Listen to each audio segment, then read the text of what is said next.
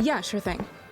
Hey, you sold that car yet? Yeah, sold it to Carvana. Oh, I thought you were selling to that guy. The guy who wanted to pay me in foreign currency, no interest, over 36 months? Yeah, no.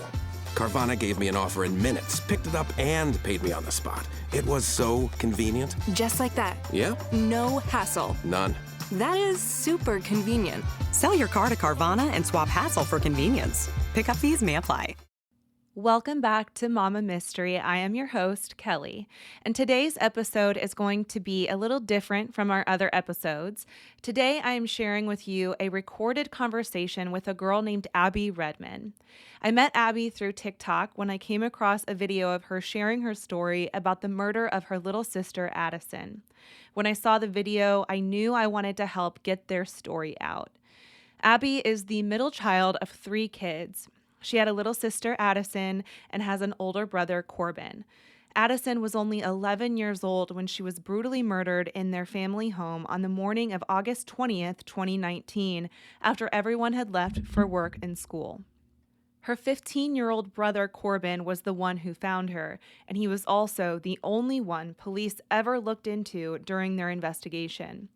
Being in a very small town in central Michigan, the police seemed ill-equipped to handle this homicide investigation, and the Redman family was forced to make an impossible decision: allow their son to go to trial and be charged as an adult for a crime he did not commit, with the possibility of life in prison, or take a plea deal for only 2 years of probation.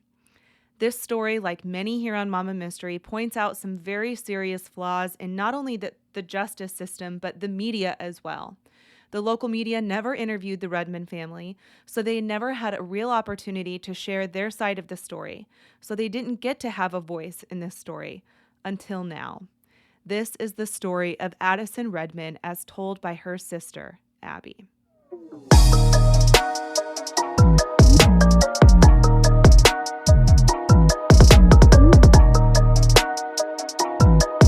So go ahead and start with telling me your name and about your family and just like some background about you guys.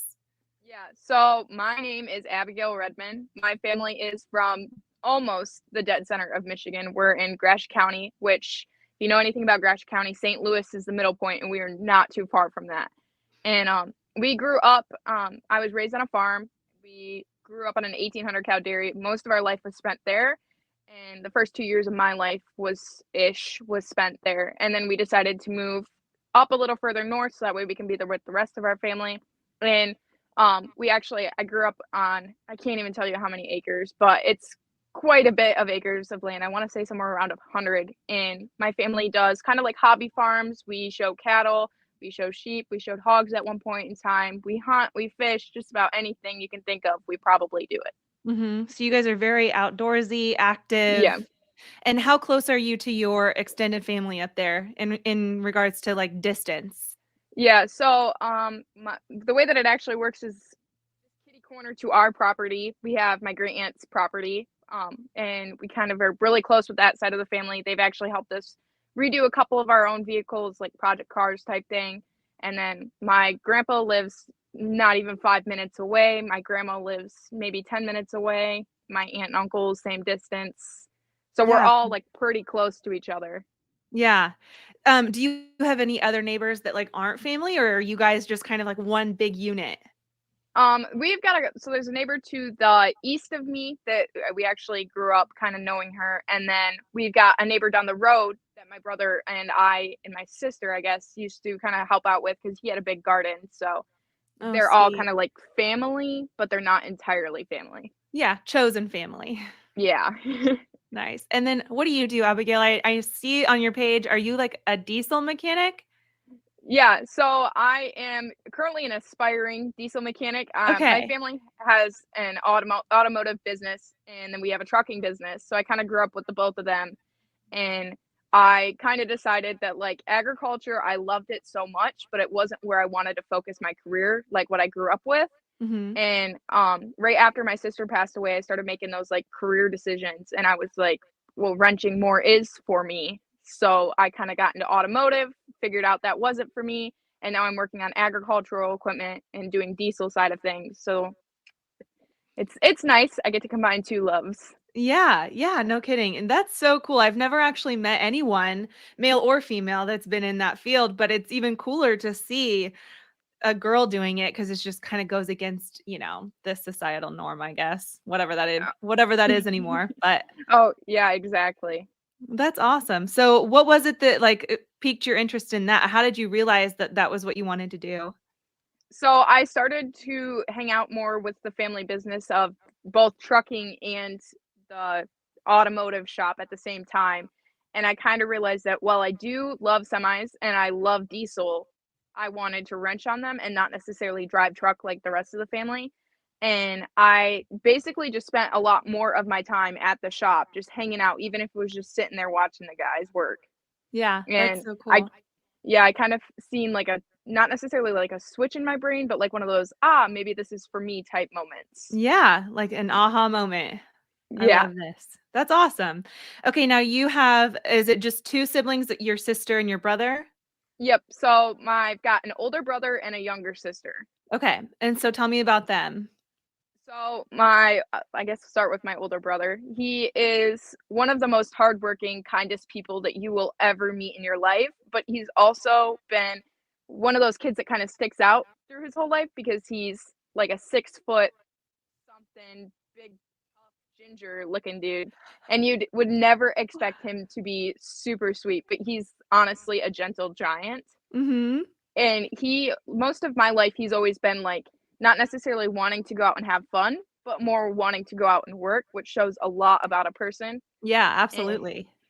he has definitely been one of the bigger inspirations of my life just because he has always had such a strong work ethic no matter Mhm. what he was faced with.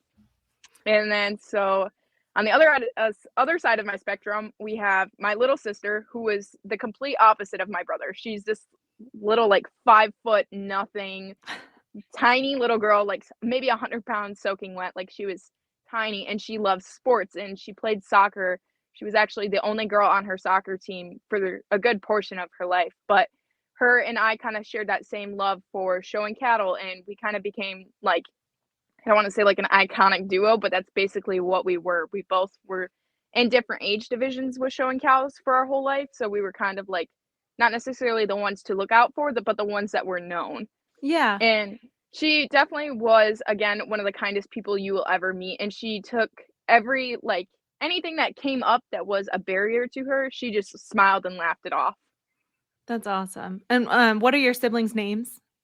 So the youngest sister is Addison and the oldest brother is Corbin. Corbin and Addison. And Yep. then we've got Abigail in the middle. So it was just Yep. you three. Yeah. A lot of our childhood, we were just like a tight-knit group. Yeah. So what is the age gap between you all? We are all 2 years apart. Oh wow. So yeah, that's a good gap. Yeah. And, so when I was growing up, the way that our house is set up is my brother's room is right across from mine, and then my sister and I shared a room, and, like, if there was a thunderstorm or anything like that, we just instantly went to my brother's room, and you could tell he didn't necessarily want us in his room, but he just, like, let us sleep on the floor all night and just that sense of safety. Yeah. So he was in a sense kind of a protector for you Yeah. guys. He Yeah, definitely for these has little been. sisters. Mm. And how old is Corbin now? He just turned 19 in November. So then that would make you 17, Yep. and then Addison would have been 15. Yep. Yeah. So I guess we can start with just the day that everything kind of happened. Can you tell me the date of it again? August 20th, 2019. Okay. So that was about what, 3 years, 4 years ago almost? Yep, Yeah, almost three and a 4 half. years. Yeah. So tell me about that day. How did it start? Um, yeah, just tell me your version of it. Yeah, so at the time, my dad was managing a dairy farm down in St. John's, which is about 45 minutes away from where we live currently. Hmm. And he normally starts his day right off the crack of dawn at 4:30. He's gone and Oh, doing wow. his thing. Yeah. And then so my brother ended up staying home for the good portion of the day. Like when I had left for the day, he had not left yet. And my sister was home too because just as the baby, she just kind of floated around and did her own kind of thing. But she was old enough that we we all kind of stayed home. And so that day, my mom at the time was the like office bookkeeper type thing for our automotive shop. Hmm. So she was right in town. So she ended up going to work that day, and I went with her because I had freshman orientation for high school. So Gotcha. it was just easiest if I went with her, and then I could just walk to the school when it was time for that to happen, because it was only like a 20-minute walk. Yeah. And so then how far away is the automotive shop from your house? It is about 10-15-minute drive, depending on how fast you want to go. Yeah. So, but it's definitely a drive. Yeah, It's not it's like not, on your property or anything like that. no. So that day, my brother was working for the neighbor down the road with his gardening stuff, and he ended up leaving at some point in time that day for work. I'm not really sure like what time or anything like that. So Corbin was working for the neighbor down the road, so he ended up riding his bike down to there because it's only like really a 10-minute bike ride. Like it's not even a mile. So Hmm. he ended up going to work, and then Addison was solely left home alone, which again wasn't really a big deal. Like we live in the country, we've got neighbors close by, we had a phone for the house. Like it wasn't anything abnormal for us. Yeah, yeah. And I feel like a lot of people maybe are hypersensitive to that now, but like I remember being left at home with my older sibling sometimes I was by myself, but as young as like 7. So, I Yeah, mean, our parents worked and I feel like it was way more normal growing up to be left at home if my parents were working or even just running an errand, but yeah, I yeah, don't think that that's unusual at all that she would be right, left at home. And how old was she at the time? right. I want to say it was 11. So that day, I ended up, everything was normal in the morning, and I ended up having to be to school by like 10:30, 11ish. So Mhm. I started walking to the school, and I was about 2 blocks from the school, and a police officer had stopped me. And it was actually, the way that it worked out is my siblings and I had all gone through what my county calls police and fire academy, and it's basically like a day camp, but it's throughout the week, and we're taking through the steps of like how to become a police officer or a firefighter, and what Oh, they do okay. within their jobs. So it's kind of like a job shadow type thing, but there was kids of all ages. So this had ended up being one of the police officers that I had gotten to know throughout this whole process of police and fire academy. So I didn't really think anything of it. And she actually, Mhm. I want to say she was our school like police officer. Mhm. So it just like it wasn't abnormal for her to stop and be like, "Hey, are you so and so?" type thing. Yeah. And she ended up asking me like who my sister was, how old she was, and I just at that moment I didn't think anything abnormal of it, just because Mhm. figured she was trying to connect the dots of who I was. Mhm. And so I ended up getting to school, like she let me keep on walking, everything was good, and I was there for about 20 minutes. And I remember getting released, and we were all going in our separate ways of like where we were going to tour the school.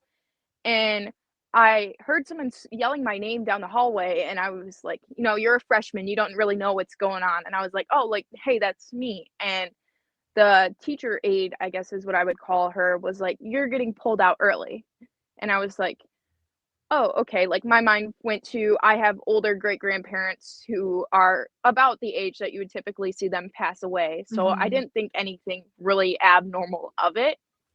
And then I seen that my grandma had picked me up from like school, and she had never picked me up before. So that was when I was kind of like, okay, something might be wrong. And then from there, she was like, there's like, she wasn't really talking to me directly about anything happening. I would ask a question, and she would kind of try to avoid it because you could tell she didn't want to be the person to have to break the news. Mhm. And she was just more or less asking me like, "How was your walk? Like, how was the school? How do you like it so far?" Just trying to like, I think she was trying to ease herself Mhm. as well as ease me. And Did she I seem didn't, nervous or like anxious at all? not terribly, but I just kind of like my mind went to like, oh, maybe like a great grandparent passed away. Like Mhm. it's kind of like how you would probably feel in a situation like that. Mhm. Is how I would imagine her. So I just really didn't think anything too terribly of it until I seen that we were going out of town towards more or less like the route that you would take to my house Mhm. instead of the route to one of my grandparents' house. And that was when I was kind of like, okay, like maybe something is wrong, but I never really thought like anything more than that. I was just like, well, this is really strange. Like, I don't know what's going on here. Mm-hmm. And we ended up we were about to pull into my driveway, and she tells me that she loves me, and I was like, Mm. something is seriously wrong. And so we have a long, like really long driveway, and there's a field right out in front of our house, so you can kind of see the house from the road. Mm-hmm. And we were at the end of the driveway, and my first glance was there was my grandpa's truck, my mom's car, my dad's truck, and a bunch of cops. And I was like, what is going on here? Like, I'm a kid. I don't really know how to react to any of this. And at that point, Mm-hmm. I started to go into shock. Like, I didn't really know what was happening. And I kind of like throughout that day, I really blacked out. And there's little bits and pieces missing of it, like what you would Mm-hmm. expect when you're going Yeah. through trauma. And one of the major things that I remember is I got out of her car. My dad just instantly like put me in a deep hug, and he's like, there's been an accident. And I was kind of trying to like fight the hug and try and put eyes on every single person and try and figure out who wasn't there. Mm-hmm. And I looked around and I seen everyone but my sister, and that's kind of when I was like, something's really messed up. No one had really broken the news to me yet. Like, everyone just kind of referred to it as an accident. Mm-hmm. Because at that point in time, we really, truly, not everyone knew what was going on. Everyone was just kind of a mess. Mm-hmm. And so if we go back in time a little bit, I talked to my brother to try and get bits and pieces of what he wanted to share from this day, just because obviously he's not here talking with us. Mm-hmm. And I just wanted to get the viewpoint of everyone that I possibly could from my Yeah. family. And so he said that he called my dad, and he was obviously down at the farm in St. John's. So my dad called my grandpa, who actually was the lieutenant on our local fire department and was also on the rescue team. So he is trained in situations that involve things like this. Mm-hmm. And Emergencies. yeah. And so if I remember right, my grandpa told my dad to call dispatch. Dispatch routed my dad to the county that my dad was in, and not our county. So it was a like huge thing. But my dad knew that my grandpa was going to be the best person to call because of his training and because he's going to get there a lot quicker Mm-hmm. than my dad possibly could. Like, my dad was 45 minutes away. It's kind of hard to just be like, snap, I'm going to be there as soon as I can type thing. And so my brother said that my grandpa got there, and he just instantly wrapped my brother in a big hug and was just like, I love you, like, everything's going to be okay, like trying to ease his mind. But my grandpa also had his responder gear, like his big medical first aid kit in his hand, because no one really truly knew the extent of anything at this point in time. And So was it Corbin that found her? yes, so he ended up coming home from work early at some point in time. I think he might have forgot something or something like that. Like, like maybe the workday was over. You just never really know. Like, he's working for a family friend. Everything is a lot more laid back. Mm-hmm. And so he ended up coming home and walked into our house and seen that the whole downstairs of our house, when you walk in, you're meted in a doorway. And right next to it is kind of like our catch-all table for like keys and coins and papers and just anything that you can really think of. And there was a lot of stuff from right there that was just thrown onto the floor. And my brother's thought was, why is the house a mess type thing. And so from there, if you walk out of the doorway, you go to the kitchen, then the dining room, then it kind of makes like a 90-degree angle, and there's our living room. And my brother said that as he was just walking through the house, everything was a mess. Like, there was things scattered everywhere, which is not how he left the house. Mm-hmm. And then my sister was laying on the couch, and that's the way that he found her. And she had been shot in the head with a 20-gauge shotgun. Oh my God. Yeah. Wow. Which is not something that you would typically even expect, really, in anything like this. No. And I mean, that you don't just accidentally shoot yourself with a 20 gauge shotgun. So Right. all the And pieces especially of the puzzle initially just scream like somebody did this. exactly. Like it is pretty uncommon for someone to shoot themselves with a shotgun just because of Mhm. how difficult it is to do. Mhm. And so just there was just the whole house was really just not how we leave our house. We're not like obviously we were a family of 5. Our house is not going to be pristine, proper, look like nobody lived in it type thing. But we also were not messy people. We pick up after ourselves. So it's Yeah. very strange to see just like the medicine cabinet all piled basically on the floor. There's papers all over the floor, like just Mhm. little things like that. My parents' bedroom actually looked like it had been ransacked Oh my of gosh. just things dismayed.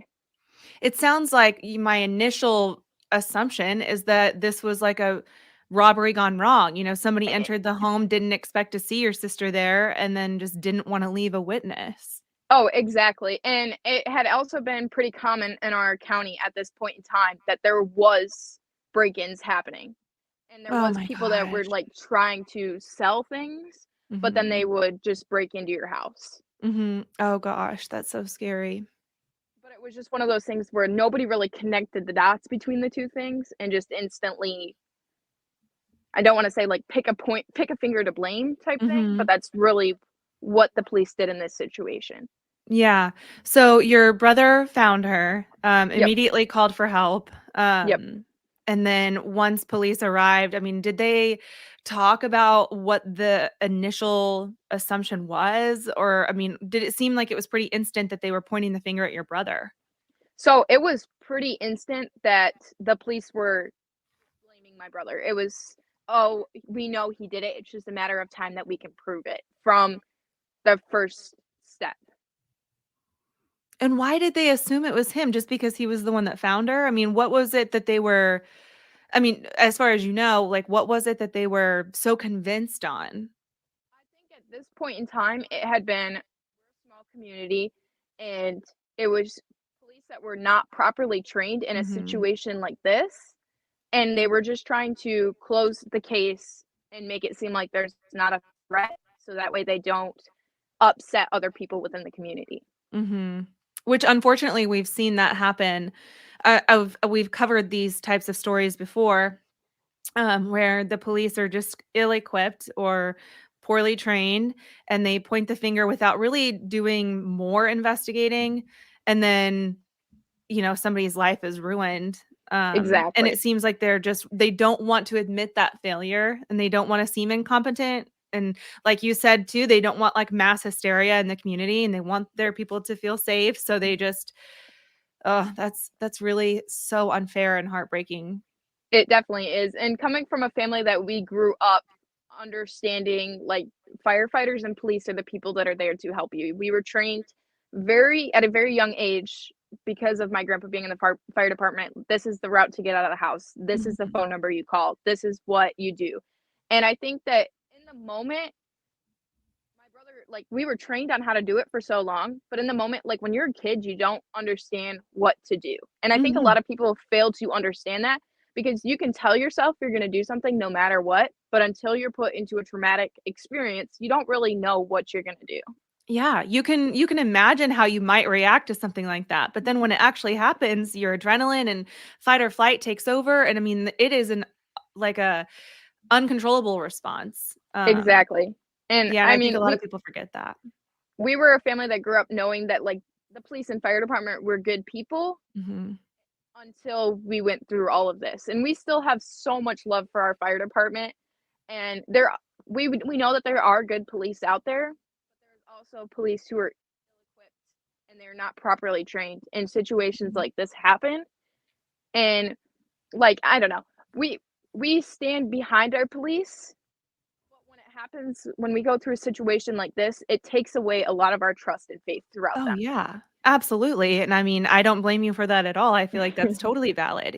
Everyone Yeah. has a blind trust for people who are supposed to protect them. It Doctors, police officers, firefighters, everybody. You have this blind trust that they would never hurt you. They're supposed to help you. But then when exactly. they completely stab you in the back like that, it's kind of like, holy cow, I never would have expected that. I mean, it's such a betrayal from somebody you don't even know. But Exactly. yeah, I can see how that would like kind of fester and spread into a distrust for the whole academy. Exactly. It's a really sad situation, and it makes it really hard when we still live in the community. We still live in our Mhm. home because like this is our childhood home. We're not a super rich family where we can just uproot and go wherever.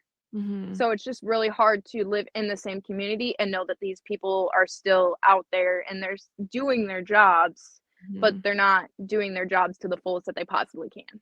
Yeah. So how big is your community? What is like the population of your town? Just Um, I offhand. cannot I cannot tell you the town itself, but I wanna say our county as a whole is, like, 46,000. Okay, so it's like a good mid-sized type of county or city or whatever, Yeah. population.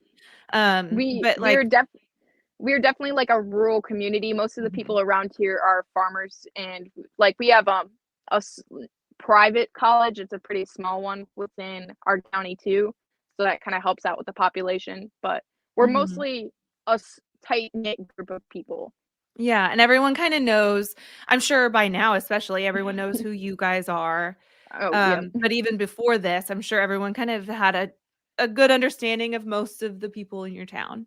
Yeah, they definitely did, and, a lot of people, like, with us growing up within agriculture, we showed at the county fair, a lot of people knew us from that, and then from hearing our last name within the family businesses, it kind of helped with people knowing who we are and people being able to put a name to the face type thing. Yeah, and it's sad that this didn't work better in your favor because, sometimes when you're a little more well known, that can kind of help you, but It it seems yeah, like it didn't have any effect whatsoever. it actually kind of hurt us more than it helped us throughout this whole situation because people just kinda took those things and used Sorry. it kind of no, you're good. They kind of used it against us and they were like, "Well, you have a business and you have X, Y, and Z, so you can pay X amount of people off and make it seem like it was an accident type Oh thing." my gosh. It was a terrible like situation, especially with me still going to school and the family business and everything like that. Like people were spreading rumors and it was getting to Mhm. me and it was getting within the family business and kind of harming it. And I think that what people failed to realize is we are still the same people that we were before this happened. We just have a little piece of our heart missing. Oh, yeah. So, after everything happened, how soon did they kind of, like, swarm in on your brother? Was it, like, the S same day? I mean yeah, it was the same day. So I remember when at the time that I had gotten there, the police were making my brother strip in our driveway. They Oh my took his gosh. clothes, and I remember seeing them put them in a plastic or not a plastic, but like a paper brown bag, and I watched the bag go from where they were on one side of the driveway, and then they sat on the hood of a car for a while before somebody finally put them in the back of a police car. And, there was, like my brother got asked to go into questioning, and at this point in time, we still had the mindset that the police were gonna help us in this Mhm. situation. So, not realizing that it was gonna not necessarily harm us, but not help us, my dad took my brother to the police station the same day to go get questioned. Mhm. And, they kind of instantly started looking for ways to pin this all against my brother and not for ways on how to find who did this as a whole.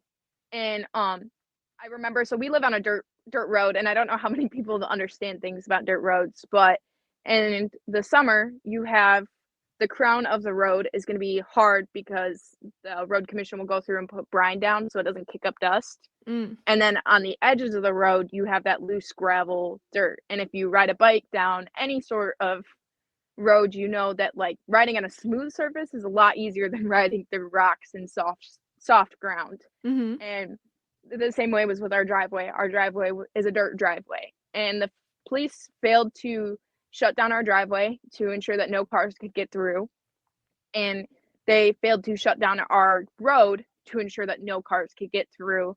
And then they basically used it against my brother that, hey, we didn't find any bike tracks,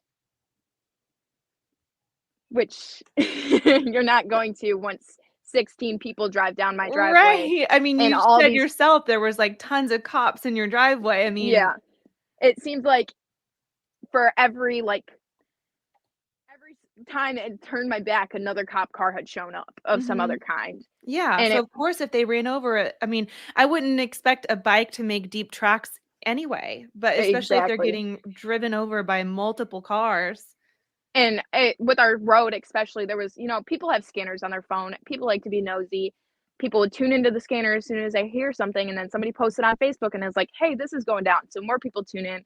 And at one point in time, we just had people going up and down our road and up and down the road, and there was more tracks. And at Mhm. this point Yeah, in so time, people were just nosy and trying to see what was going on. yeah, and it just makes it really hard. And then we also had the point in time where there's 2 points of entry into our house, but one is like an enclosed front porch that we don't use, and the other is the back door that we always use, and there's a screen door, and then there's, like, the actual door itself, Yeah. and the police failed to wear gloves. The first 2 cops that even arrived on scene failed to wear gloves into the house, so there was This is no like fingerprints. basic 101 of Like, how to preserve a crime scene. I mean, even me, like, my family grew up watching things like NCAS, so even me knowing this, I'm like, "Hey, wear the gloves." And they even went as far as they put booties on, like plastic booties, but they would step outside the house, step back inside the house without changing the booties. Oh my gosh. And, we had carpet flooring, so obviously carpet seems to want everything to stick to it, so everything Mhm. just kinda gathered to it. Oh my gosh. So yeah, they're just tracking stuff in and Yeah. oh my gosh. And Wow, this then is so mishandled. it is terrible. And then so obviously I mentioned before the house was in like basically ruckus. It looked horrendous. And on our dishwasher, it was kind of like a movable dishwasher, and it was another one of those kind of catch-all things. We had a basket that kind of like collected important papers and bills and things like that. Well, the basket ended up on the floor, and the police didn't think to fingerprint the basket. But where they thought to fingerprint was on my parents' dresser. There was a can of men's deodorant and a can of aloe, and my brother's fingerprint showed up on them. Of course. Which this is our family home, and then the aloe is the one that always gets me, is because my brother's a ginger. It is August. Obviously, he's gonna need aloe like every single day. Yeah, he's working out in a garden, he's working outside. Exactly, and they just kind of didn't necessarily care that like, hey, this is our home. There's gonna be fingerprints everywhere of his. There's gonna be Yeah. my fingerprints and my grandpa's and everyone's. But they just seen it as, hey, that was on the floor. His fingerprints are on it. We're gonna go with this. Oh my gosh. You know, I've served on a jury before and I always reference back to that experience because I just try to think about how I would react if I was a juror on any kind of case that I cover. And I'm thinking to myself, Exactly. as you're telling me these things, not enough to convict, not enough to convict. This is like so beyond circumstantial. It's not even circumstantial. It's just that he lives there. Of course, the fingerprints would Exactly. be on those things. And then so where it gets really crazy is there was a fingerprint and a fiber that was found on my sister, and the police never could identify whose they were. But they weren't my brother's because they had already taken his fingerprints and DNA and everything. And So they they weren't found his. an unidentified fingerprint on your sister and disregarded it because they thought the fingerprint on the aloe was sufficient. That's crazy. That's like in my mind, I'm still a child. I'm like, what the heck is this? But at least I know that, hey, maybe we should try and figure out what these are and not the things that like are common use items in a household. Exactly. Yeah. So, gosh, that is so disappointing. So tell me more. Keep talking. Yeah. So that day the Michigan State Police ended up showing up pretty late in the day. I can't really think of the time off my head, but Mhm. it was in my opinion too late for anything. And it had actually had started raining that day, which I don't know if you are like religious or anything like that, but the way that I was always raised is if it rains when someone dies, like the day that someone dies, it means they're going to heaven. Aw. So for my family, that was like a huge like hurrah moment just to figure out that, like, hey, this is going to be a not so genius thing because it's going to get rid of any evidence that's really outside. Mm-hmm. And so to where I kind of live, there's a river that runs right down the road and kind of snakes around and splits our property in half. And then we also have a pretty deep ditch that also splits our property in half. And you would, in my mind, when I think about things, I'm like, okay, if anything like this were to happen and I would need to get rid of something, I'm running for the river and I'm dropping it in the river. Well, because it rained that day, the current is going to drag anything downstream. And the police only checked a small portion of the river and didn't think to go downstream. They checked it right by our house, which in my mind doesn't make any sense. But I'm like, hey, I'm not trained in this, whatever. And then so we are also surrounded by a good decent amount of woods. And like we've got hunting blinds kind of set up so that way we can sit in them when we go hunting. And they didn't bring a dog out to check any of the woods. They didn't bring a dog out to check the deer blinds, nothing like that. So it's just like dropped ball after dropped ball, missed Yeah. opportunity after missed opportunity. Within the first week, we kind of realized, hey, the police aren't handling like they should. And my grandpa put the editor article into the newspaper, and he even said that he wishes the Michigan State Police would have handled this instead of our small town good old boys police. Yeah, because I mean, I guess another question I have for you is like, had there been any other murders throughout the year? I mean, is this sort of an unprecedented event for your community? Things like this don't usually happen there. There was one recent within like 2-3 years. The next kind of like small town over, there was a man who was shot in his trailer home, and the police kind of like brushed it under the rug type thing. Again, I don't want to say negligence, but the fact that they're not trained in these sort of things showed before this even happened. Yeah, they're kind of ill-equipped. And I mean, Yeah. if this isn't something that's commonly happening, they probably just really truly don't know how to handle it. Oh, exactly. Which But is in that why, case, like, that's when you bring other people in. You bring in the state police or you bring in the yeah, FBI, you ask for help. I think they got it in their head that they wanted to prove to the community so much that they could handle this that they didn't want to ask for help. So, what other evidence or quote unquote evidence did they try to use against your brother?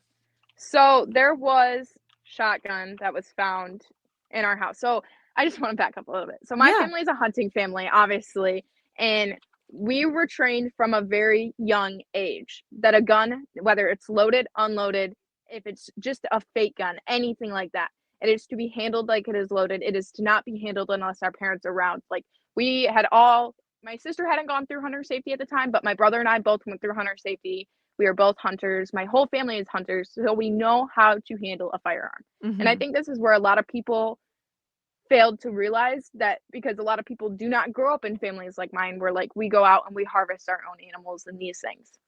And we also grew up in a family that we all of our guns were kept in a gun safe except for one, and it was a wall gun, and it was kind of like one of those like family heirlooms that were passed down, but it was one of those ones that were never shot.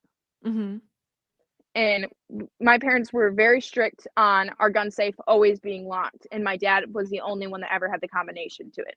And so we have this family heirloom that just so happened to be the same gauge of a shotgun that my sister was shot with. My brother had moved the gun to rearrange things with my dad in the basement, and he had a partial thumbprint on the gun up on the stock, which is kind of like the upper top middle part there. And it wasn't even a full thumbprint, it was a partial, and it wasn't on the trigger, it wasn't on the stock, or it wasn't on the butt of the gun, nothing, it was on the stock.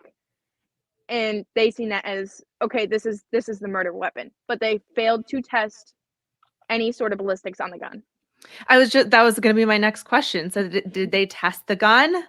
They never tested any ballistics with it, and they actually ended up taking all of our shotguns and tested ballistics on all of those ones, and none of those ones, like, they were like, oh, this is not the gun, but this wall gun that's been sitting here for X amount of years with all this dust on it is the murder weapon. So were they ever able to, I mean, I guess if they just assumed that was the gun without even testing it, they probably didn't even make any effort to find the actual murder weapon. They just said, it's probably this. Yeah, they just kind of they just kind of assumed that that was the gun, and they actually never found. So when you shoot a shotgun, normally you want to dispense old shell and rack a new one into the barrel. They never found the old shell anywhere in our whole house. But we had kind of like little stray ones that were in the basement that hadn't been fired, and they were like, "Oh, these prove this." So if we kind of go back just a little, when they took my brother's clothes, they tested them for gunshot residue, which I also want to highlight on the fact that my grandpa works in an automotive shop, and he ended up hugging my brother twice that day Oh, okay. before the police had even taken his clothes. Mhm. So the way that this, it's crazy how sometimes scientific things work, but brake dust residue, which is something that you see in a shop a lot, especially when you do a brake job on your typical cars, will throw a false positive for gunshot residue. Oh, wow, I did not know that. Yeah, so they have, I forgive me if I don't say these right, but they have lead, antimony, and barium. I can't really say them. They're really scientific things, but they're the three chemicals that pads and gunshot residue have in common. That brake pads and gunshot residue have in common, you said. Yeah. And so the police only found 2 of those chemicals on my brother's sleeve. Like whole shirt itself, not his hands I and was gonna sleeve. say not his hands or anything like that. Yeah.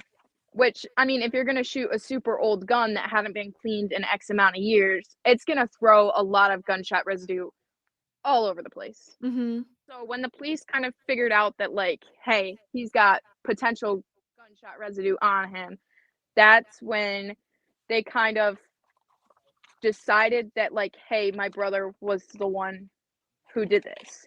So what they ended up doing was they put out a statement that was like, within the week that my sister had died, there is no threat to the community. We have a potential suspect.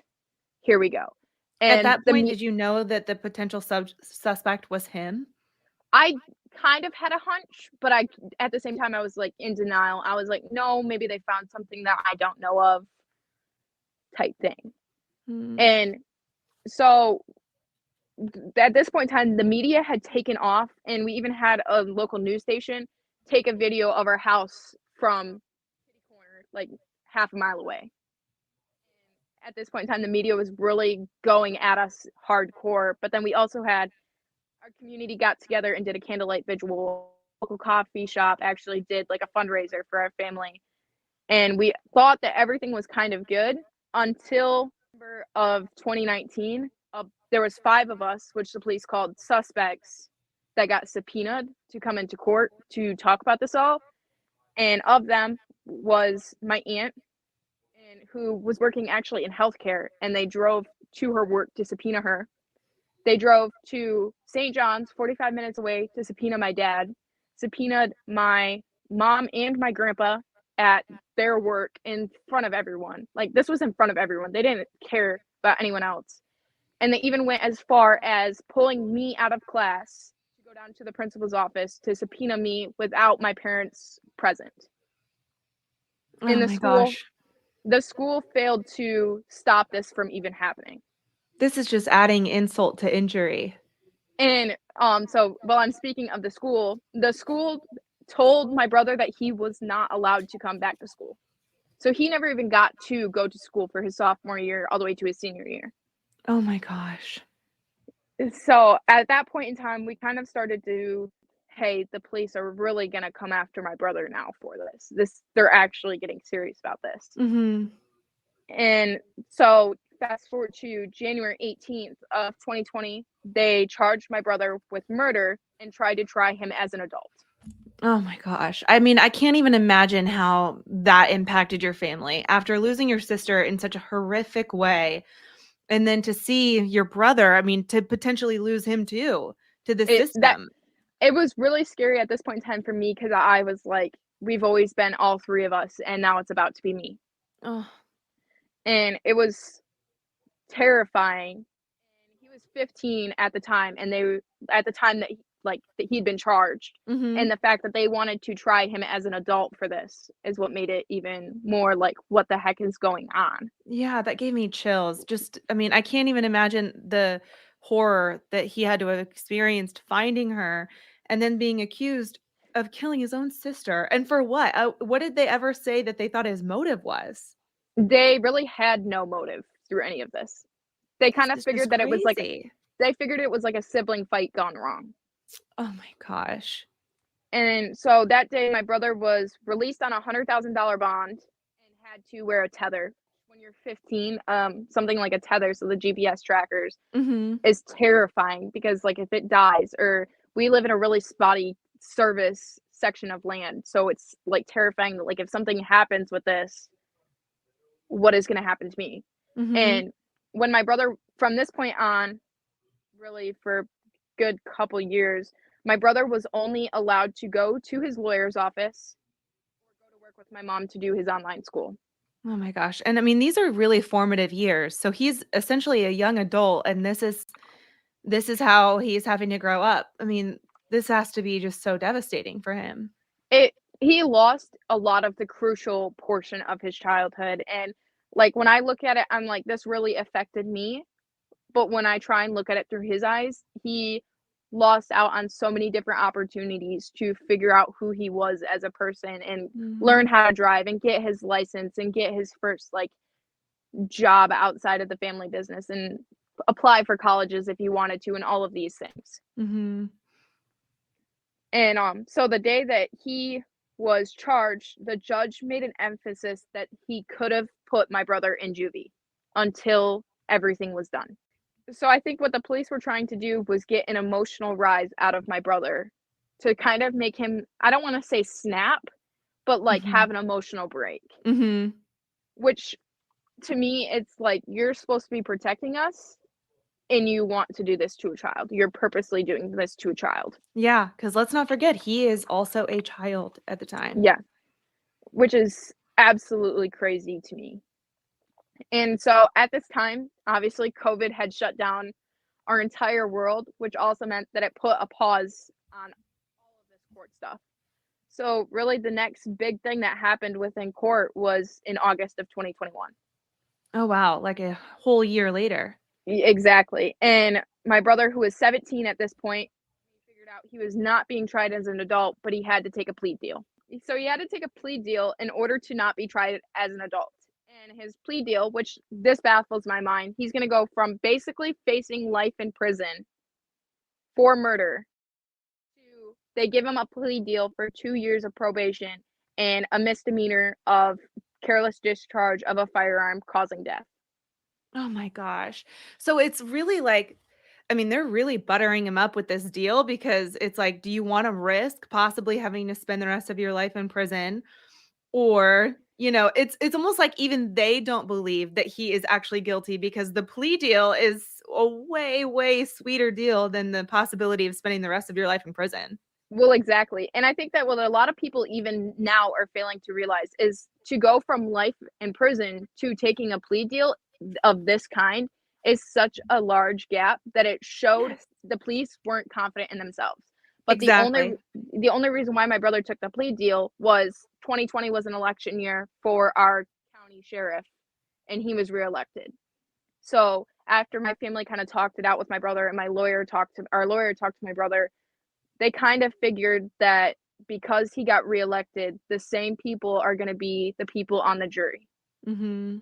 So there was a really high chance that he could have been facing such a high time in prison that the plea deal was the best way to go about this all. Yeah. And it was really crazy. It was kind of the best thing to do, but what makes it even sadder is at this point in time, because he took the plea deal, he had to make up a fake story on how everything happened, which Oh my gosh. when you're a kid who's already gone through so much trauma, in order to make up a fake story then is even more crazy. And the police basically were like, "We don't care what you say, as long as you just make it look like you're guilty." So what did he say?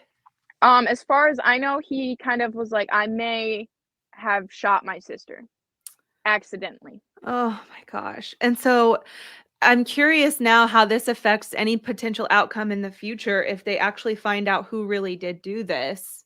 Well, and so my understanding of it all is this DNA from this fiber and everything is in the system, but the chances of them getting a match from it is pretty slim to none. So I don't think that unless we get a private investigator or something of the sorts, this is what my family has for closure, is Yeah. nothing. Exactly. I guess the other option would be if this person reoffends and their DNA ends up in the system, then maybe you can potentially find a match. I Right. wonder how, and I'm not super familiar with how this works, but familial DNA and reaching into, those databases where people freely offer up their DNA. I know Exactly. there's like rules and restrictions and how it can be used, but my hope is that with as common as that's becoming and popular as that's becoming, that hopefully it will result in a hit at some point for you guys. Exactly. I mean, the way that I kinda look at it is it's a terrible situation, and it's really hard for us to wrap our mind around all of this all, but unless my family takes those steps to try and get someone else who is properly trained in all of this to look at it, even if we could, the police failed to get a lot of crucial evidence. Mhm. So even down to this point, we're back to square one with, like, "Hey, what can we do?" Yeah. What evidence do you guys have at your disposal when it comes to finding out who potentially did this? You have the sample of the fingerprint on your sister, the DNA. And Um, honestly, that's about it. oh my gosh, that's so daunting. And I mean, like, what makes it even sadder is we are a family who really didn't think that this was gonna happen to us, so we never locked any of our doors. And we Yeah, live well, so far off the property, and we have hunting dogs that bark constantly when someone's here, so it's just one of those things that you don't really think it's gonna happen to you till it happens to you, and us mhm. ourselves, we're not properly equipped for anything like this to happen. No, and yeah, I mean, hindsight is always 20/20, what you would have done Yeah, differently, what you would have collected differently, and I mean, even you as exactly. a child or your family is witnessing the police kind of botch this, and even you guys are like, "Shouldn't you be maybe having gloves on, or should you maybe change out those booties when you go in and out of the house?" I mean, that's really astounding to know that, like, you guys witnessed that happen, and then to see Yeah. it completely turn around and then blow up in your face because they blamed your brother. Man. Well, so one of the major key memories that is stuck in my head from that day is they shut down our driveway about halfway down. So the rest of my family was on the other half of the driveway. And I remember grabbing a bucket out of someone's truck and I sat in the middle of the driveway and I watched the police go in and out of the house and then a car showed up. And I was like, who the heck is at my house? And it ended up being the funeral people coming to get my sister.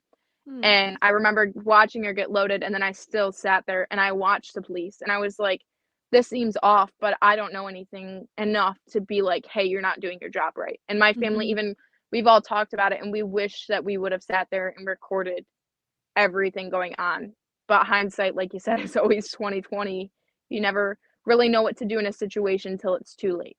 Yeah, and my hope for you is that by sharing this story, it helps somebody else who finds themselves in this type of situation and Yeah, maybe definitely. hopefully feels better prepared to. Um Yeah, I've kind of thought about it, like, a lot and about, like, what if something like this were ever to come up, like, what would happen? What would I do? And I do not want to bash the police. I simply want to share a story that was never shared because the media never reached out to my family to get our side. So And I want that blows my mind that the media didn't ever ask you guys what your stance on it all was. I mean, you guys were the ones that experienced this and lost yeah, somebody so close to you. You're the ones that they should be wanting to talk to, but they spun it and they exactly. really painted a portrait of your brother as this murderer. They even went as far as they put his mugshot on the paper, which he was a child. Why would you even want to do that? They took pictures in the courtroom of him. They would show up for each one of his probation hearings to update the public. But then when my brother got off probation this past year, they didn't care enough to show up. Oh my gosh, I'm And so it sorry. yeah, it actually got to the point where even the prosecutor was like, "Okay, let him off probation. Let's be done with this." Wow. And yet now, the community has every right and every reason to still be on edge because this was so botched and mishandled. And yet they're probably, I don't know, probably just living their lives day to day, Yeah. There was a unaffected. lot there was a lot of rumors, like I said, about the community and people that we thought would be on our side that they actually turned against us, and there was people that were like, "Oh, your brother molested your sister." My brother never did that. There was never any evidence of that. There was never any reports of that. It was one of those things that a keyboard warrior on Facebook said, "Hey, this is what happened," and everyone ran with it. Or Yeah. they took it as far as, "Oh, your grandpa was a lieutenant on the fire department. He tampered with the crime scene." Or, "Hey, your family has enough money. We can pay off the police." And You it know, seemed it was almost like blinded loyalty to the police, and everyone was like, "Oh, they're just doing their job. We gotta trust them," type thing, that everyone kind of failed to realize sometimes you can't trust the people you think you can trust. mhm. Yeah, and you had to learn that the hardest way. Yeah. Even now, it seems like, I'm kind of on edge, like, even when I see police officers, I'm afraid, like, "Hey, they might recognize my vehicle, I'm gonna get pulled over," or, like, seeing police officers even throughout my day-to-day life, like, walking or anything like that, I'm just on edge, and I, actually worked in the same town for a while at a shop as the county sheriff's department, and I had to work on their vehicles, so I had to see the same officers at least once a week, and I was always on edge that, like, "Hey, someone's gonna say something to me. Hey, someone's gonna recognize my last name." And it's truly something that you don't want to go through, and it's something that you don't understand how to handle when you're in this situation. Yeah. I can't even imagine.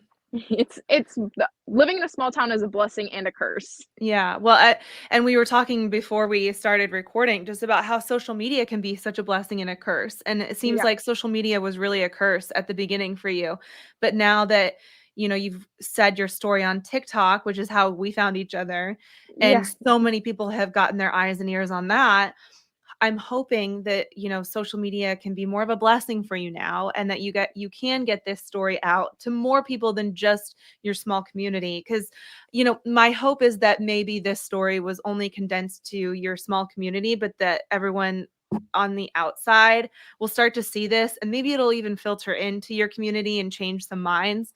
I hope that for you guys. But Yeah. but yeah, I it's a wild beast, social media. I I kinda started doing social media as a way to kind of inspire other girls, like, "Hey, you can join the trades field," and knowing that I can inspire and help change people's minds about something that I know stuff about kind of made me realize, like, "Hey, I can tell my story on social media and not be necessarily afraid of the backlash." And when my video started to go viral of my sister's story, my mind went back to the year that my sister died, and I was sitting in class reading all these comments on a Facebook post that a newspaper had put out saying all these mean things about my brother. And I was like, this is going to happen again. But it actually turned out that I had more nice comments and comments that were like, what the heck were the police doing, than mean comments. And it just meant so much to me that outside of my little community that I've known for my whole life, there's people who are understanding that this was mishandled. Mhm. And Yeah, and it that you was, it have a was, voice. yeah, it was nice knowing that I have a voice to share what actually happened from my viewpoints, but also it was nice knowing that we can get all these different eyes on it from all across the country. And I have other people that are like, hey, this isn't quite right. So I kind of hope that other people will take our story and understand that, like, if they're put into a situation like this, what they should look out for, what they should do themselves, and just really not necessarily like a guideline, but like things that, like, hey, learn from our mistakes. Yeah, yeah, absolutely. And, I would hate to think that your sister's death is completely in vain. I'd like to believe that, there's a purpose and that she served a purpose while she was here, and maybe it is to help other people through this story. Yeah, definitely. I like to think that my sister was put on this earth to kind of give me a purpose to live, and also for her to break down some barriers. She was the only girl in soccer. She was a very outspoken girl, very known for her smile and her freckles, and everyone loved her. And it's just one of those things where I'm just like, I hope that people can understand, like, hey, sometimes bad things happen to good people, Mhm. but there's always a light in every bad situation. So the way Yeah. that I always tell myself is, so I am a religious person, so I always look at it like God has a plan for everything. I might not understand the plan, but he has a plan. Mhm. And this just so happened to be a part of that. Yeah, and our time here is temporary, and as painful as that can be to a lot of people, everyone's time is temporary, and so, Exactly. the impact that she's leaving even now, years later after her death, I mean, that's something. That speaks for something. Exactly. I mean, within our local county fair, she made an impact of, she was a small little girl showing all these cows, and she won reserve champion showman, which is when you have to show every single species of animal within a sector. And it was her first time ever doing it. And I mean, to get reserve champion was pretty big. And now we Mhm. have like a little monument at the fair for her. And she's a very well known face within our community. Good. I love that for you guys, and I know she would just be so proud of you, and look at how you've kind of, like, taken some, you know, inspiration from her and kind of paved your own path like she was doing. I mean, Yeah. that's huge. I know she would be so proud of you. I always like the way that I always look at things is there's a song called Give Heaven Some Hell" by Hardy, and that actually came out after my sister had passed away, and I kind of, like, looked at that song like it was my sister kind of sending it to me as a way, even though it affects so many people, but I look at that, and every time I see something, I'm like, "You keep giving heaven hell, like, I've got the hell raising down here." I love that. So, how is Corbin now? Yeah, so he's off probation. He works for our family business and he works on cars. He absolutely loves it. He went to community college for welding just to kind of get some more stuff underneath his belt. He graduated high school last year and he really has become one of those faces within our business community that everyone loves. Good, good. And how have you guys all handled this since then? Have you had to go through therapy? Have you, connected with your church? You mentioned you're religious. Like, have you found Yeah. solace and comfort in that? How have you guys gotten through this together? So we were all mandated by the court that we had to go to therapy, and we all kind of my mom went to her own therapist, my dad and I went to the same one, and my brother went to a different one. So we kind of all learned how to heal, so to speak. And my family not so much turned to the religious side of things as I did. I kind of turned more towards the Bible and just reading it because really the Bible is a guideline of how things should you should handle things within life, and I kind of started to read that where, like, I'd have some downtime and I'd be like, "Okay, how can I connect back with this?"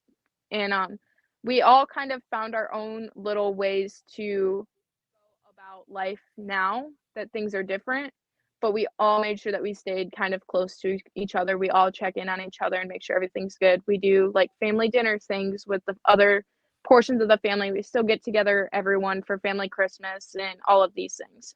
Good, good. It's I'm so relieved to hear that it brought you closer to God and stronger in your faith because, sometimes something like this can have the complete opposite effect. So, Yeah. are there any like scriptures that really stood out to you or stuck with you that helped you get through this? There wasn't really any, like, as a whole. I kind of just take them all and merge them all together, and I'm just like, "He has a plan." I just have to take myself and put my faith in him, and whatever he is planning, I just have to go with it, Mhm. type thing. Yeah. And I just I'm not the type of, like, I don't wanna say, like, typical white woman that, like, is like, "Oh, this Bible verse that I love." I really love the Bible entirely equally as a whole. I love that. I love that. Yeah, I just really through all of this, I just wanna highlight that, like, sometimes the media will lie to you, and you can't trust everything you see on the news, which is Mhm. really sad. Like, you see it happen to celebrities where the media lies about celebrities, and everyone's like, "Oh, they're lying, it's fine, whatever." But then when it happens within a small town, people are like, "This is set in stone, this is exactly what happened." Yeah. And I feel like in the past few years, especially, people have gotten a little weary of media and the news and a lot of things, Oh, that I don't exactly. wanna, like, get too deep into that on this podcast because that's not what I'm about, and I don't wanna be, like, divisive and piss somebody off, but Yeah, no. it does seem, though, like, in the past few years especially, people have been a lot more weary, than to just blindly trust the media and Exactly. I love the fact that, like, as a community, we're all currently trying to figure out what we all believe in, and we are Mhm. so diverse in our beliefs that it kind of shows that, like, every bushel of apples is not the same apple entirely. So it's nice to know that like other people are finally realizing like, hey, you can't entirely trust the media. Let's go find the source of this incident. Yeah, and you can think for yourself and you can ask questions and yeah, go Exactly. straight to the source as you should. Exactly. But I think that was really the only other thing that I really wanted to highlight on. Yeah. Well, good. I'm glad you did. Thank you so much for talking to me. I really appreciate it. If there's ever any updates, I hope you'll let me know. Yeah, Um, definitely. I hate the thought that this is technically unsolved for you guys, but I hope that somewhere down the line new evidence might emerge in the form of that DNA testing. And I don't know, I feel in my gut that this is not over for you guys, but I mean that in a good way. Yeah, no, I definitely think that somewhere down the line, whether it's in 2 years, whether it's in 20 years, something else is gonna come up and this story is not over. It's just simply a chapter that's being closed. I want to thank Abby for sharing her family's story and for being a voice for not only her little sister Addison, but for her older brother Corbin as well. This story is such a powerful example of an unbreakable bond between siblings. I'm so proud of Abby for speaking out about this, and I know Addison is so proud as well. If you have any questions for Abby, you can message any of our social media platforms. She is open to doing a follow-up episode to answer any questions that might be out there. I think one of the biggest ways you can help is by sharing their story and getting the word out, not just for vindication for the Redmans, but also to hopefully find out who really did this. Thank you so much for listening. Mama Mystery out. Bye.